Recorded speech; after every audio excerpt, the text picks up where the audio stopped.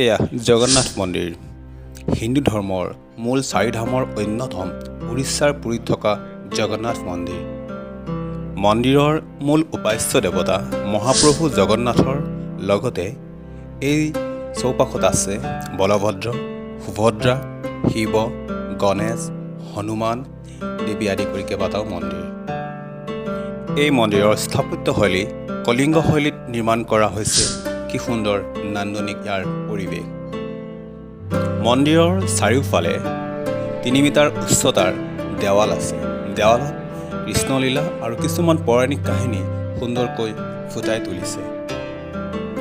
পুৰীত থকা জগন্নাথ মন্দিৰৰ আৰ্হি হিচাপে ডিব্ৰুগড়ৰ বাইপাছৰ কাষতেই এই জগন্নাথ মন্দিৰটো নিৰ্মাণ কৰা হৈছে। আৰু ডিব্ৰুগড় চহৰৰ পৰা মাত্ৰ 7 কিলোমিটাৰ নিলগত এই জগন্নাথ মন্দিৰ। আৰু আপোনালোকে ভিডিঅ'টো ভাল পালে শ্বেয়াৰ কৰি দিব।